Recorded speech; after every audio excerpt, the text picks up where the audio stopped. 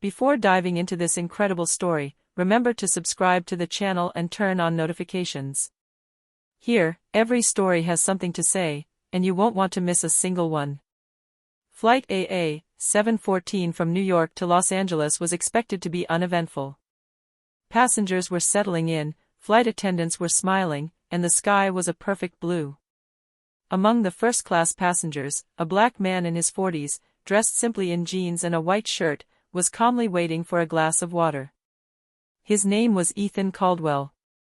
No one suspected that this discreet and polite man was one of America's youngest billionaires, founder of the technology group Caldwell Innovations, a company listed on Wall Street.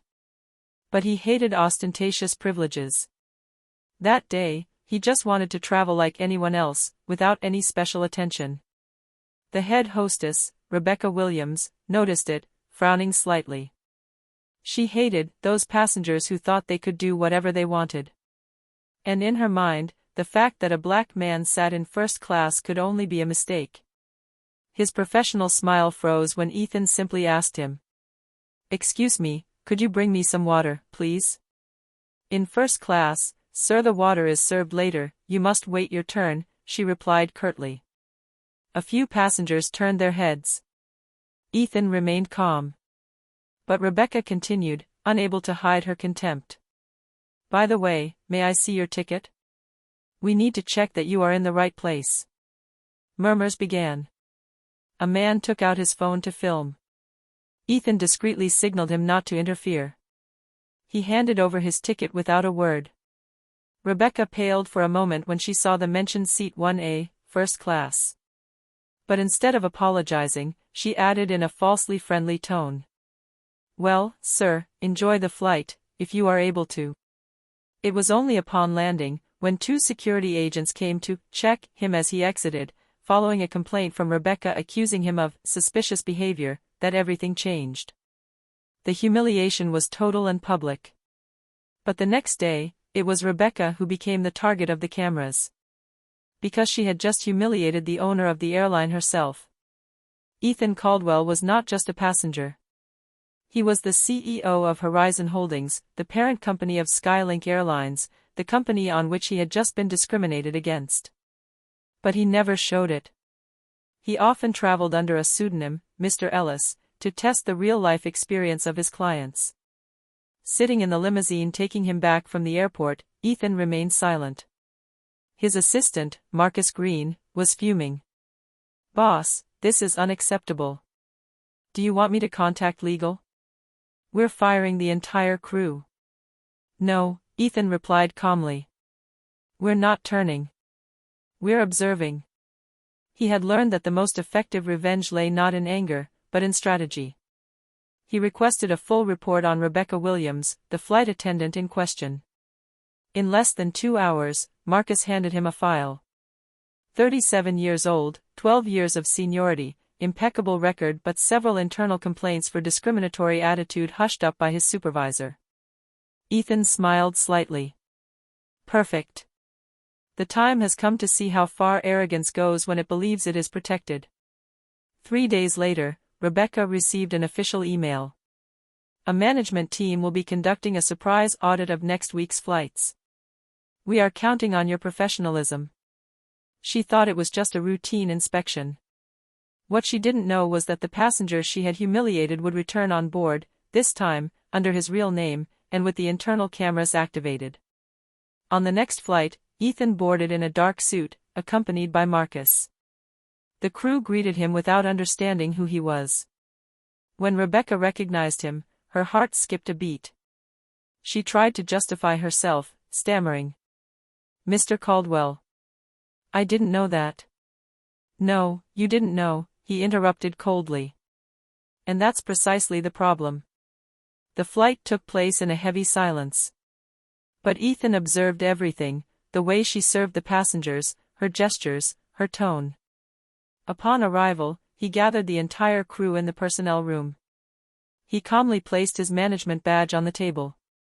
"I am Ethan Caldwell, founder and owner of this company.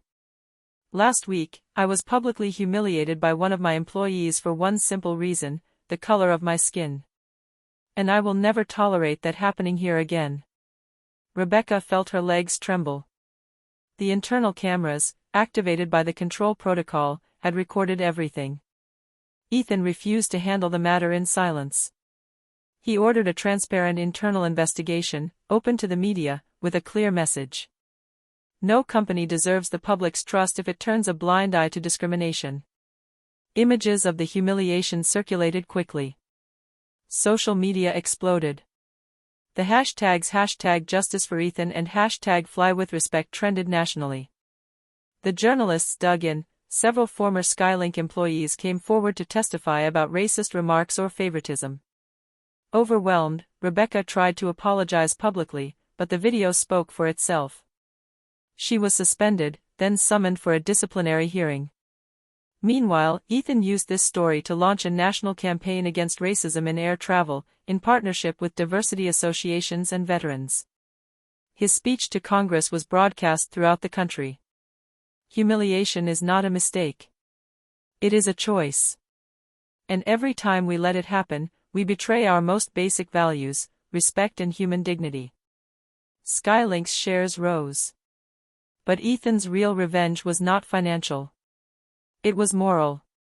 He wanted the whole country to see what was hidden behind the hypocritical smiles behind the uniforms. On the day of the disciplinary hearing, Rebecca entered, pale, with dark circles under her eyes. Facing her was a joint committee made up of employees, managers, and Ethan himself. She tried to plead her case. "I was stressed, it wasn't personal." Ethan cut her off calmly. Racism is never stress. It is a conviction that is revealed when one believes that no witness is watching. An internal video was shown. You could see her condescension, her haughty tone, and the exact moment when she called security for no reason. The room remained silent. Ethan concluded. "You have humiliated a man whom you believed to be inferior. Today, it is your own contempt that exposes you." Rebecca was fired immediately, but Ethan refused any compensation or legal action against her. "The real punishment," he said as he left, "is not the loss of a job. It is having to live with the shame of having despised a human being for no reason." A few months later, Ethan launched a national foundation, the Caldwell Initiative, dedicated to training against discrimination and promoting minorities in aviation professions. Thousands of jobs were created, and scholarships were offered to young Black and Latino pilots. The United States was moved by his gesture. Newspaper headlines read, "From humiliation to revolution, how a Black billionaire transformed injustice into hope." One evening, on a major television channel, the journalist asked him, "If you could say one word to the woman who humiliated you, what would it be?" Ethan calmly replied, "Thanks." Because his hatred awakened my courage. And sometimes, God uses our enemies to remind us of our mission. The studio remained silent. And in that silence, the viewers understood, Ethan Caldwell's true revenge had never been destruction. That was the transformation.